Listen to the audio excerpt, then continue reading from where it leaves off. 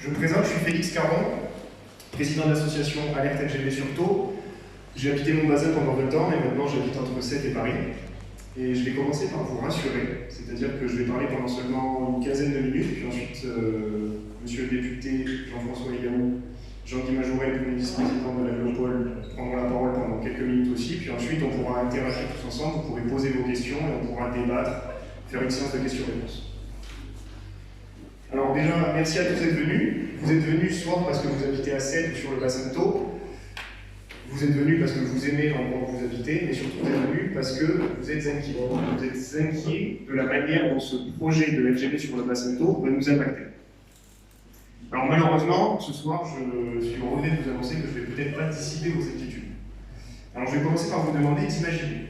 Je vais vous demander d'imaginer ça, c'est-à-dire un viaduc ferroviaire, au niveau du bassin de Thau. C'est-à-dire d'imaginer un viaduc d'1,5 km de long et de 20 mètres de haut qui borderait le nord du bassin de Thau et qui serait une vraie verrue de béton au niveau de tout ça.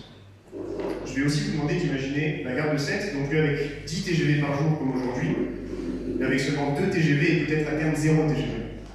Je vais donc vous demander d'imaginer le temps que vous perdrez pour aller prendre votre train à la gare de Montpellier Sud de France, en prenant votre voiture, en payant le parking là-bas, et en perdant peut-être 45 minutes, voire 1h30 en transport en commun.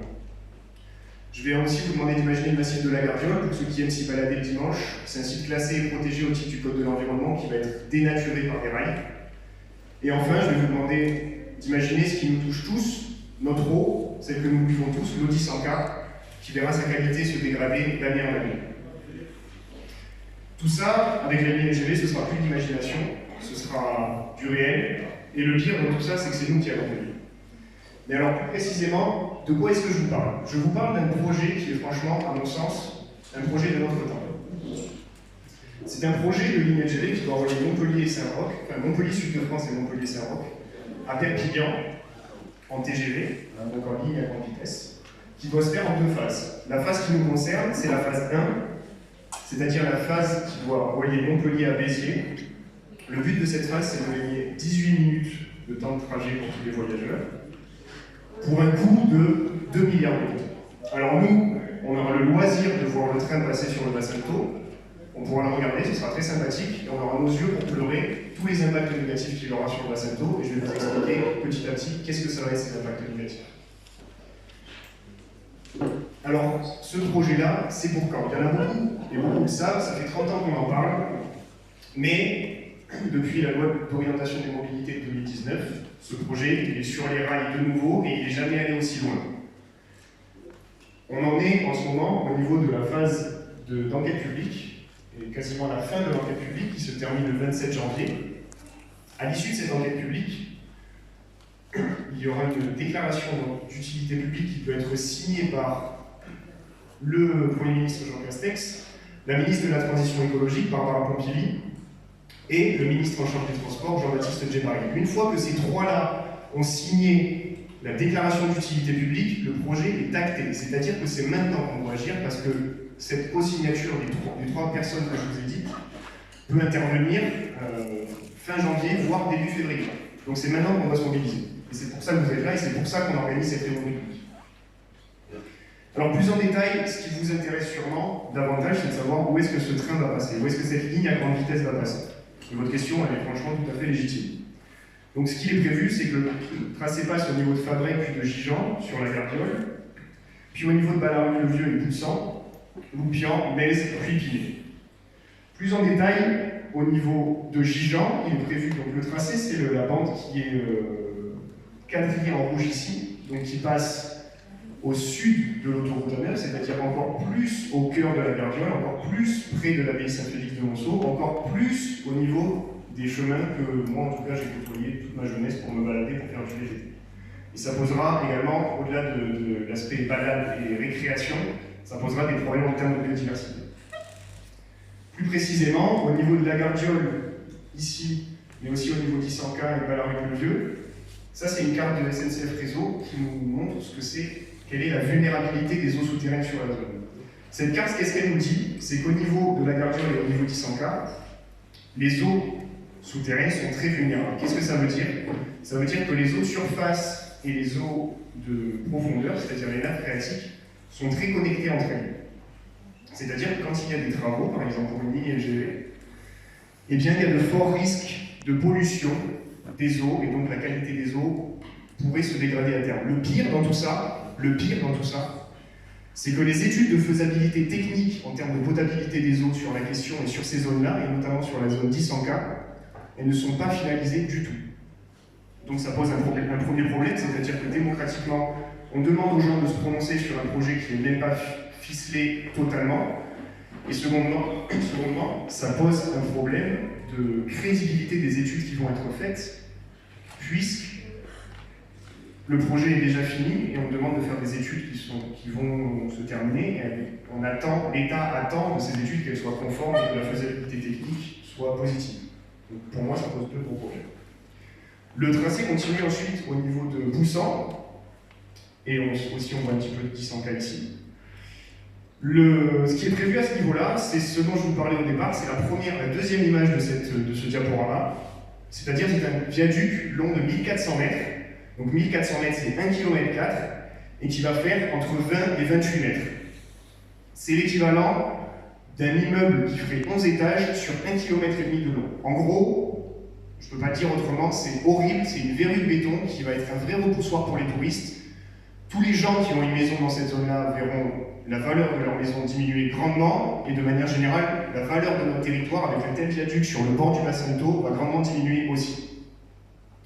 Le tracé continue ensuite au niveau de Loupian. À première vue, on peut se dire qu'il n'y a aucun problème puisque le tracé passe au nord de la ville, pas très des habitations, et au nord de la Neuve, donc ça ne pourrait pas poser de problème. Sauf que pour ceux qui sont déjà allés à Loupian, comme moi quand j'étais petit et comme mes amis qui sont ici, on est tous allés au musée de la Villa gallo-romaine à Loupian, qui se situe ici. Et pourquoi il y a ce musée ici? C'est parce qu'ici, il y a la Via Domitia qui passe. C'est notre patrimoine historique commun qui date de l'époque gallo-romaine, et donc qui va être enseveli et sacrifié au nom de 18 minutes et de cette LGV.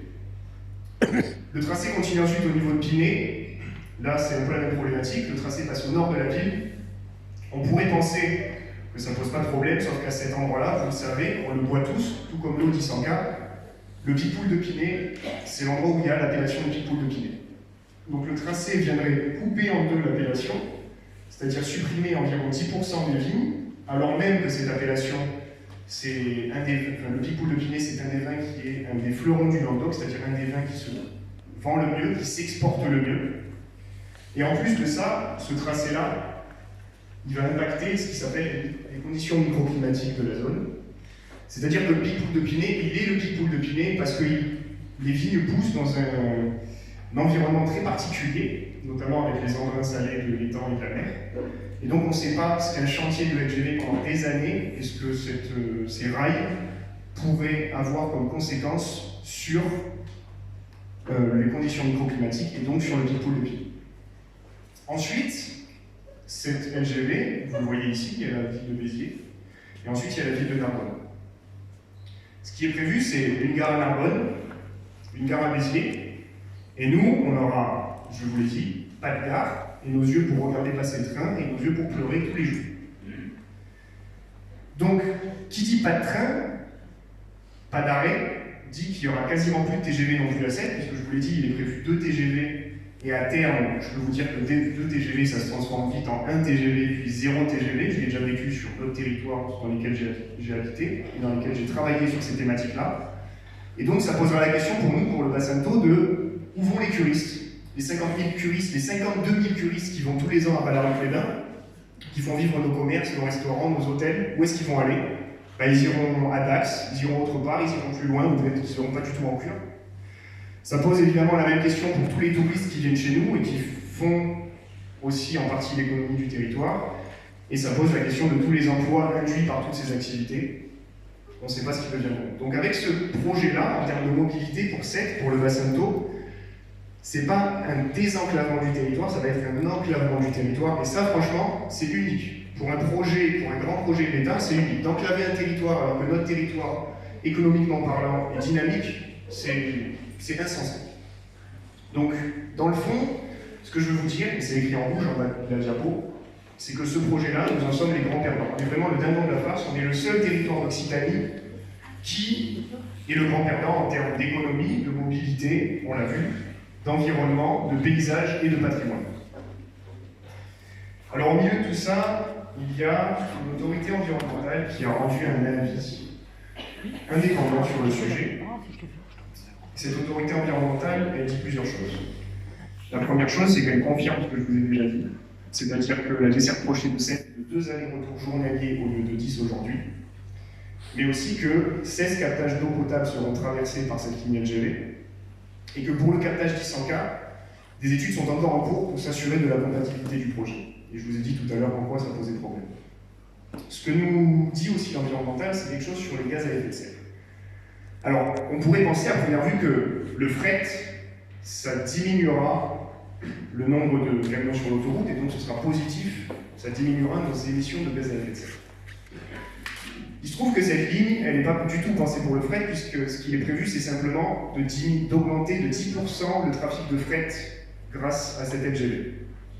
Si bien que, et préparez-vous pour la phrase, elle est un peu compliquée, il faudrait 240 ans de fonctionnement de cette ligne pour compenser les impacts en termes d'émissions de gaz à effet de serre qui seront induits par la phase travaux. En somme, en gros, ce que dit l'autorité environnementale, c'est que la contribution du projet à l'atteinte des objectifs de la stratégie nationale bas carbone en 2050, qui est une stratégie nationale faite par l'État, elle est donc non seulement limitée, mais elle est même négative. En gros, c'est un non-sens aussi en termes, donc on pourrait penser que le train est une bonne chose pour l'émission de gaz à effet de serre, c'est aussi un non-sens sur ce point-là. À côté de l'autorité environnementale, il y a des garants indépendants issus de la société civile qui ont été nommés pour s'assurer du fait que tous les gens, vous, nous, puissent faire entendre leur voix sur ce projet, soit écoutés et soit associés dans la construction de ce projet-là. Je vais juste vous dire une chose que ces garants-là ont dit, une phrase. Donc ils recommandent, c'est-à-dire les garants, notamment de prendre en compte les observations du public sur la desserte de Sète, la biodiversité et le patrimoine de la Gardiole, le paysage et l'environnement de Thau, avec notamment le viaduc de Pinet, et avec le viaduc de Poussan, pardon, et la haussée de Pinet. C'est-à-dire que les garants recommandent que nous fassions entendre. Parce que les impacts qu'il y a sur notre territoire sont tellement négatifs qu'ils disent, ben, ces gens-là, il faudrait qu'ils aient leur mot à dire sur le sujet. Donc c'est pour ça que notre association existe et c'est pour ça que vous êtes là. Et je vais en venir à ce qui peut s'appeler la cerise sur le gâteau, c'est-à-dire qui va payer pour ça, qui va payer pour que la Gardiole soit défigurée, qui va payer pour qu'il y ait un viaduc d'1,4 km de long et de 20 à 28 mètres de haut au niveau de Poussan, qui va payer pour que la Via Domitia soit ensevelie, qui va payer pour qu'il n'y ait quasiment plus de trains en gare de Sète, ni en gare de Halte, qui va payer pour qu'il n'y ait plus de touristes sur notre territoire, qui va payer pour que notre territoire soit enclavé. Et bien je te reviens de vous annoncer que c'est nous, et c'est nous plus que les autres. Parce que le financement de ce projet-là, il est imputable à l'Europe, à l'État et aux collectivités locales. Et malheureusement, nous tous, fiscalement parlant, en théorie, on fait partie de l'Europe, de l'État et des collectivités locales. C'est-à-dire qu'on va payer 3 fois pour ce projet-là. Au milieu de tout ce tableau un peu sombre, je vais terminer par « Et maintenant, on fait quoi ?» Nous, ce que nous faisons en tant qu'association, c'est d'abord de vous informer, de mobiliser les gens. On le fait ce soir, vous êtes là et j'en suis très heureux. Et le fait que vous soyez nombreux, ça prouve bien qu'il y a eu des dysfonctionnements en amont. C'est-à-dire que vous venez ce soir, le projet est quasiment ficelé et vous n'en connaissez rien alors qu'il va dénaturer tout notre territoire. Nos objectifs, les 2 objectifs de notre association, d'abord c'est de repousser la date de clôture de l'enquête publique. Pourquoi? Parce que on considère que si vous êtes là, c'est parce que vous n'avez pas été entendu, et donc il faut qu'on se fasse entendre, et il faut qu'on montre qu'on fait bloc contre ce projet qui est un non-sens pour notre territoire. Pour faire ça, cette semaine, on a écrit, justement, hier d'ailleurs, on a écrit, nous, l'association, à Jean Castex, avec le soutien de 10 maires du bassin de Thau, pour demander un report de la date de clôture de l'enquête publique, avec des éléments juridiques tangibles que je ne vais pas vous détailler maintenant, mais si vous voulez qu'on en parle ensuite, on pourra en parler ensuite. Et le deuxième objectif de notre association, c'est d'avoir une posture qui soit force de proposition. C'est-à-dire qu'on n'a pas envie que notre association soit anti-tout, et qu'on soit catalogué anti-tout tout le temps, et qu'on nous bloque la porte des négociations, si j'ai envie de dire, si je peux dire. Donc ce qu'on va lancer dans les prochaines semaines, c'est un groupe de travail qui puisse réfléchir à qu'est-ce que ça peut être? Qu'est-ce qu'on peut faire différemment? Est-ce que ce tracé il peut être différent? Est-ce qu'on ne peut pas faire une gare au niveau du nord du bassin de Tours? Est-ce qu'on ne peut pas faire des trains ultra cadencés entre Sète et Montpellier qui pourraient être faits toutes les 5 minutes? Est-ce qu'on ne peut pas faire un RER entre Montpellier et Sète? Tout est imaginable. Et l'idée, c'est d'avoir des propositions pour pouvoir négocier et puis discuter avec ceux qui prennent des décisions. Le but de cette association, en 2 mots, si vous devez retenir une phrase, c'est pas d'être gémissante, c'est d'être conquérante. Et puis j'en viens à ce que tout ça, on le fait, évidemment, on est quelques dizaines d'adhérents, en 2 semaines, on est déjà quelques dizaines d'adhérents, beaucoup de bénévoles très actifs, mais tout ça, sans vous, on n'a pas de poids, et sans le fait que vous soyez là ce soir, on n'a pas de poids, et donc ce que je vous incite à faire, c'est de signer la pétition qui est en ligne, donc vous pouvez retrouver tout ça sur notre page Facebook qui s'appelle Alerte LGBTO, où vous pouvez prendre des bulletins d'adhésion à l'accueil, demander à moi, demander aux membres de l'association comment signer la pétition. Vous pouvez aussi contribuer à l'enquête publique qui se clôt le 27 janvier. Et puis enfin, vous pouvez nous rejoindre, c'est-à-dire qu'on est déjà des dizaines. Il faut qu'on soit des centaines ou des milliers à vouloir faire entendre notre voix contre ce tracé et à tout simplement jouer notre rôle de citoyen.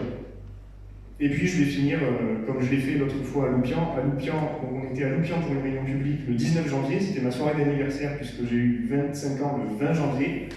Et donc je vais vous refaire un petit peu le même speech, c'est-à-dire que j'ai peut-être que 25 ans, je suis peut-être l'un des plus jeunes dans la salle, quoique il y a 3 amis à moi là-bas qui ont 25 ans aussi. Mais l'envie de se mobiliser, l'envie de se faire entendre sur ce projet-là, pour un territoire qu'on connaît tous, qu'on aime et qu'on a envie de défendre, ça ne dépend pas de l'âge qu'on a, ça dépend de ce en quoi on croit. Et moi, je peux vous dire qu'en vous voyant ce soir, vous êtes, je ne sais pas, à la louche peut-être 80, 90 ou 100, et bien moi, je crois qu'on peut faire bouger les choses, tout simplement. Merci à tous.